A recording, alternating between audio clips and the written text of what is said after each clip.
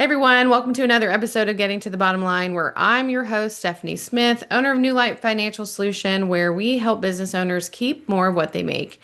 And I'm excited to have with me today my co-owner, my partner, my husband, Kris, on the show. Thanks for coming. Absolutely. Glad to be back. We're gonna have a good conversation today. We want to talk to you about six of the cash flow drivers you should be mindful of in your business to make sure you have enough cash to run your business and do all the things you need to do to have a successful business.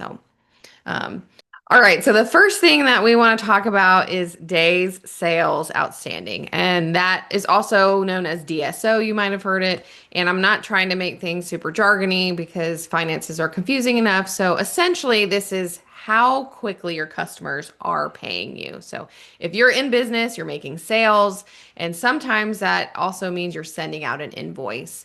And from there, you're going to put some payment terms on there. It might be 15 days, it might be 30 days. Your customer is going to pay you, hopefully based on the terms that you set.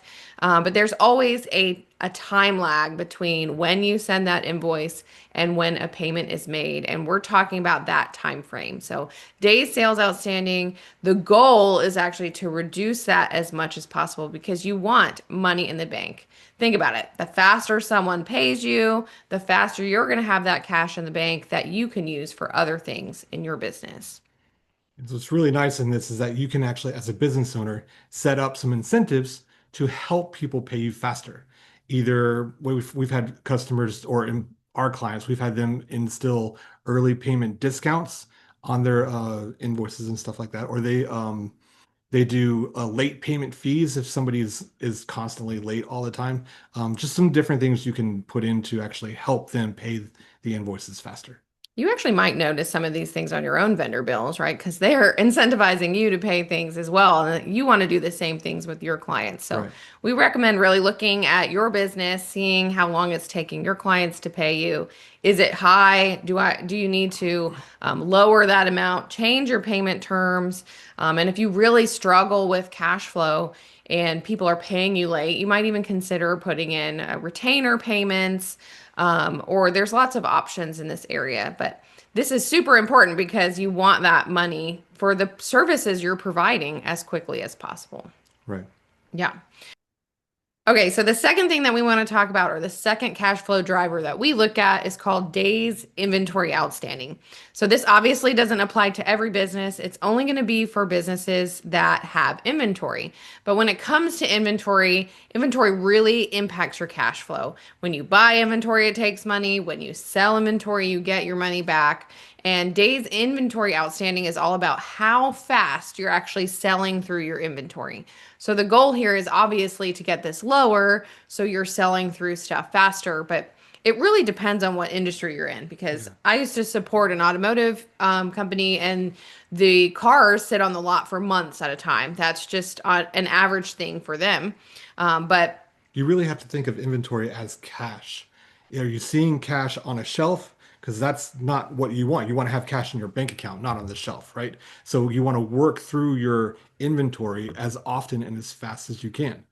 I used to work in a retail industry, and it was in we had perishable products like food and stuff like that. So when you don't want to have so much inventory that you had to have it in the back and it would end up going bad. You wanted to keep it out on the shelf, have a presence on the shelf, but you also wanted to make sure that you're selling through it fast enough that you're not having an empty shelf because you want to make sure you have enough to support sales. So it's a fine balance you have to have in your business whenever it comes to inventory.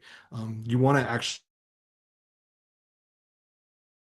cash coming in and not having it just sit on the shelf. And right, right.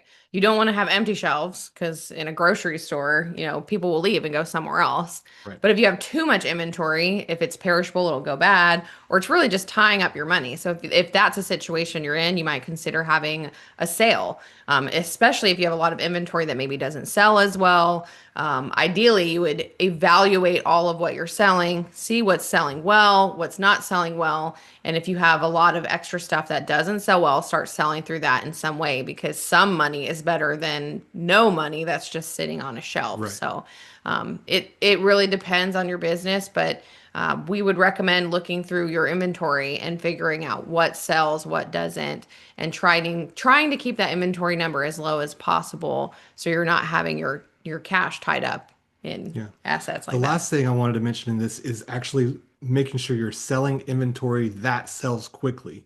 If you find that you can do an inventory evaluation on what you sell, and if you notice that you're like this one product that I have doesn't sell very fast at all, it's always on my shelf or in my, you know, whatever in your storage unit or something like that. But it's just always there and it's just sitting there. But I can sell through this other thing really, really quick. Okay, well, maybe start focusing on selling that a lot more than versus selling the other one that just sits there and doesn't do anything.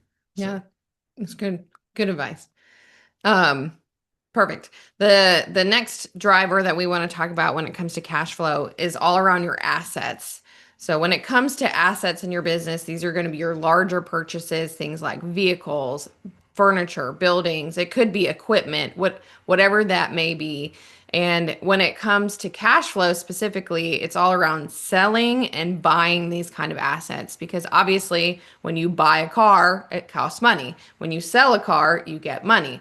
So, depending on what your situation is, if you're low on cash and you have an asset that's just sitting around, you can sell that asset. You don't have to make more sales or go find more customers. But if you need that quick cash and you have that available to you, you can do that, make that sale, and then you'll have more cash in the bank.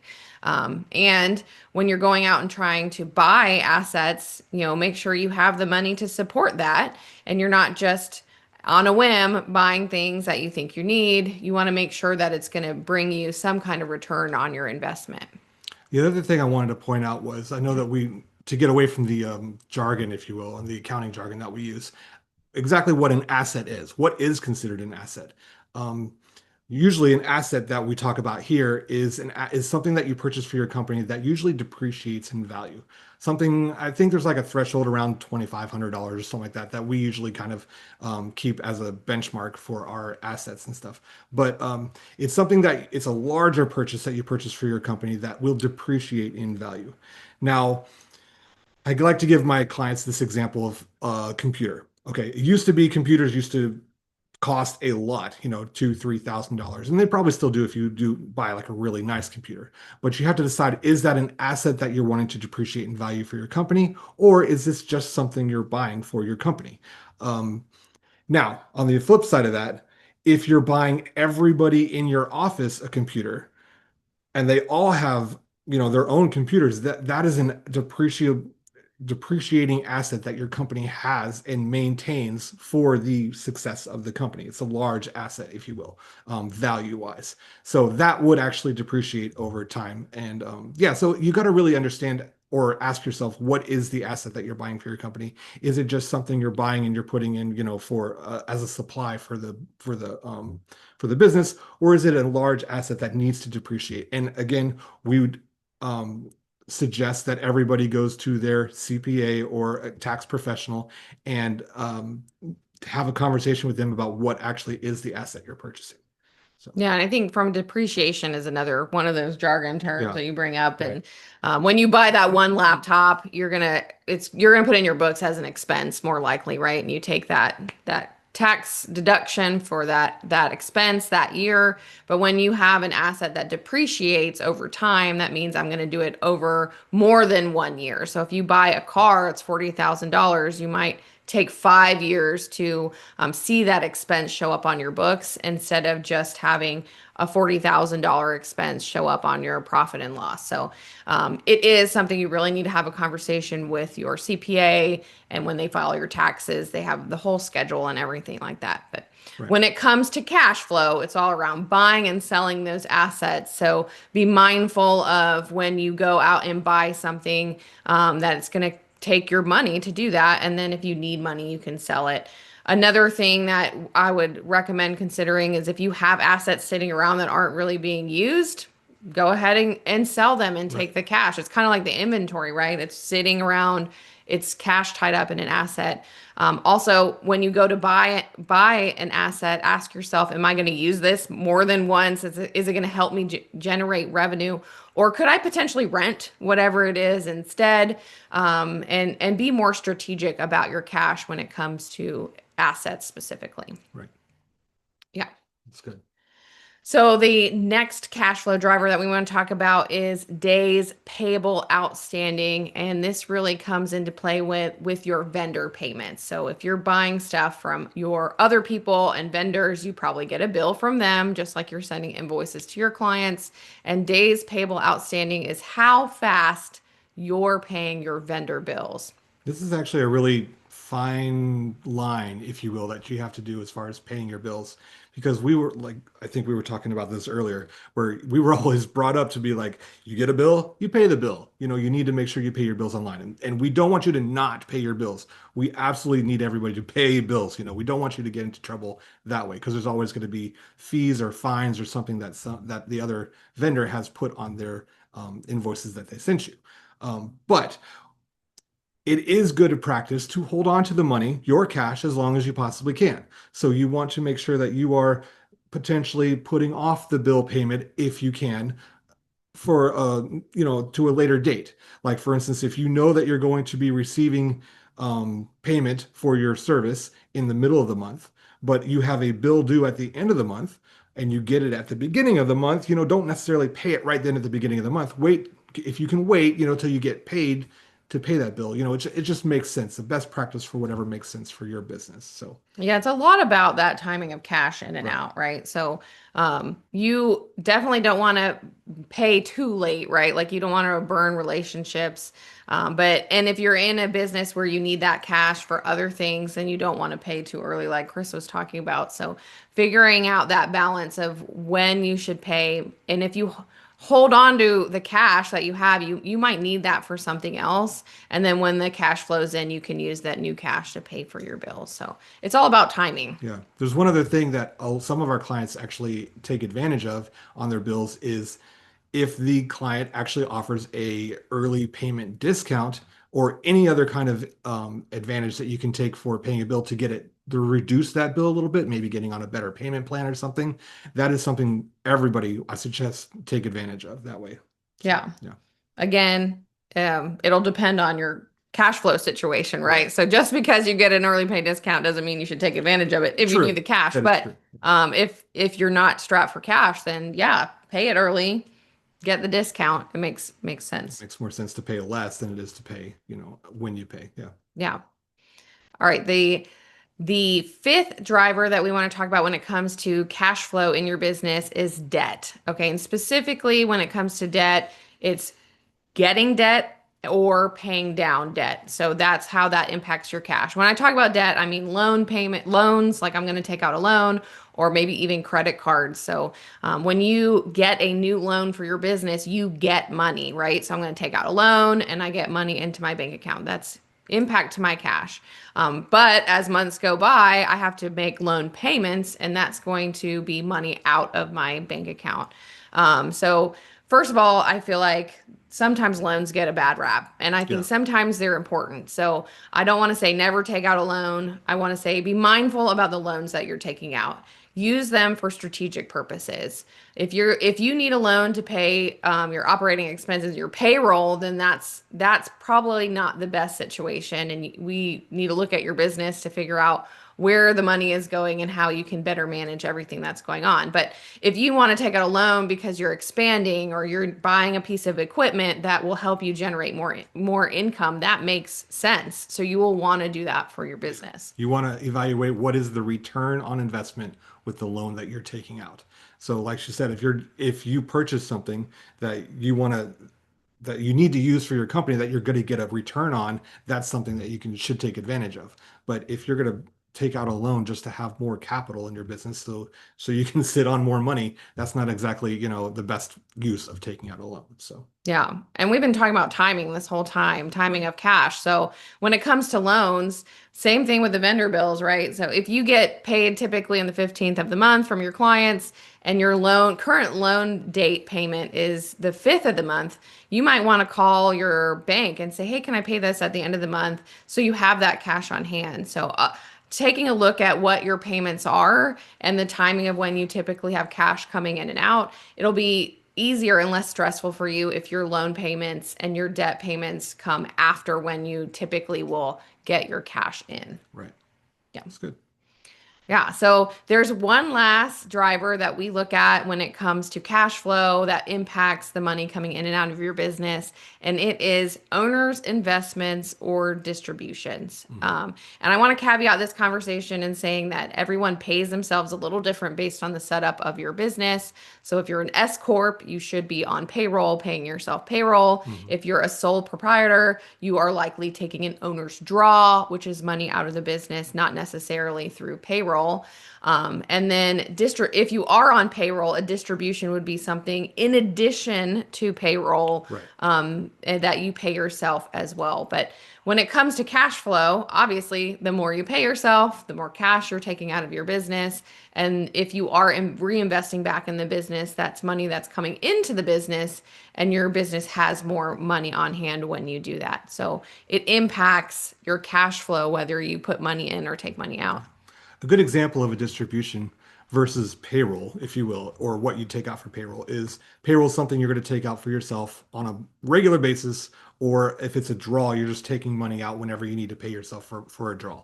Now, a distribution in itself is something you take out, obviously, like she said, something in addition to payroll. An example of a distribution would be something like a profit distribution, something that you have accumulated, your business has accumulated worth in the business itself, and you're ready to take out a profit distribution as a bonus, if you will, for yourself in the business. That's something in addition to payroll. So, Kris is a huge fan of Profit First, if you didn't hear that come out in that speech yes, just a little bit. So, um, setting up those accounts to pay yourself that additional money is always recommended. But in yes, general, we want everyone to pay themselves. That's the goal, right? You set up a business to make money, and you should be paying yourself if you're running a business. But if your company can't really afford to pay you a ton of money, you need to be mindful about how much you are taking out for yourself, because you can really drain the cash in your business if you're taking out money that isn't there. right. On the flip side of this, there's contributions, right? So not only is there distributions, what you take out of the business, but contributions is what you put into the business. We have worked with a lot of business owners that constantly put money in, I need to put an extra $2,000 in the business for something, or just an extra something like that, just to put money into the business. Or if you want to fund the business or take on investors or something like that to contribute to the business itself, these would be contributions by the owner. Um, the only other flip side to this would be the scenario if you were to purchase something maybe for the business by using your personal accounts, you could necessarily you could categorize these as owner's contributions because it's a value that you're purchasing outside of the business, but you want that value to be associated with the business, so it's an owner's contribution into the business itself. Yeah. Though we do recommend keeping your business and personal separate, having a separate business account, but we do see that a lot. It does happen, yeah. You purchasing stuff for the business, and that's money going in. That doesn't quite impact the cash flow like we're talking about the same way, because you would have used your own cash to pay for Right. things. But that's it. We talked about 6 drivers of cash flow. If you are mindful and you look into these things for your business, you can definitely generate more cash and have more cash on hand just through these things. So we talked about days sales outstanding, which is how fast your customers are paying you, your days inventory outstanding, which is how fast you're selling through your inventory, selling and purchasing assets, making sure you have enough cash on hand for that, or getting more cash by offloading some assets that maybe you're not using. Days payable outstanding, not paying your vendors right away and holding on to a little more cash as you need it, if you need it. Taking on debt and those debt payments and aligning those to the cash on hand in your business, and then of course paying yourself.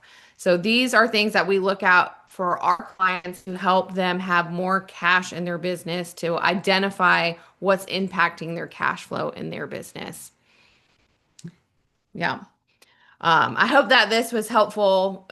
All business owners should be looking at how the cash flows in and out of their business and what things are impacting that, because we want you to have more cash in your business. That's the goal, and that's what we like to help our clients with, is to keep more of the cash that they're generating. And there's strategic ways to do that, and these are some of the things that we look at. But that's all that we wanted to talk to you about today. I hope you got some value out of this. And if you are looking for more tips and other information on how to keep more of the cash that you're generating in your business, I'd love for you to sign up for our newsletter. Mm. It's full of great information and tips that you won't be able to find anywhere else. And I'll put the link to that in the description box. Otherwise, thanks for coming on the show with me today. Absolutely. It was fun. I hope you join me on another one. Yes. Hope. And I hope you all join me again on the next episode. Bye, everyone. Bye.